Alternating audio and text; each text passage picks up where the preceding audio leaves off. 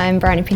I'm an educational psychologist working as a behaviour specialist. I work for Explore, who are a national organisation, and I'm based in Wellington. I've completed a Level 1 Health and Safety Representative training, and then following a reform in the legislation, I completed a transition training which updated the learning that I'd already done. Day to day, my role involves ensuring that people are aware of the processes and procedures that are in place to keep them safe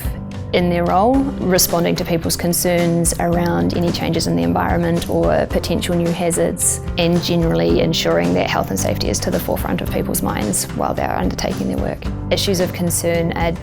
generally around spaces that are maybe grey areas or that don't have enough structure around them, and so when concerns come to me or something isn't sitting right with me, I'll either raise that urgently with people within the organisation who are responsible for health and safety on a wider level, or bring it to an organisational health and safety meeting where we can discuss it in more detail in that setting. Working for a healthcare organisation who provides services in the community,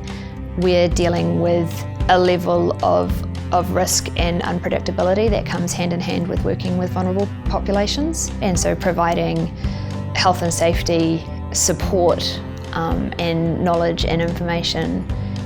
within that environment can be really challenging. Recently, I had the opportunity to support the development of a lone worker policy for our team who work often in the field, and that's around ensuring that they have appropriate guidance and procedures to engage in dynamic risk assessment when they're visiting with the families that we work with or the organisations that we work with. But it's also about ensuring that in the very rare occasions that something goes wrong, there's an organisational policy around following that up, so we know where people are when they're on visits, we know when they're due back, we know who to call if they haven't returned when we were expecting them to. One thing I found really helpful when I first became a health and safety rep was talking to other people in my organisation who were health and safety reps, but not necessarily who were doing the job that I was doing, so I was able to learn from them different perspectives on what's important in health and safety in different workforces and different office environments. The thing I enjoy the most about being a health and safety rep is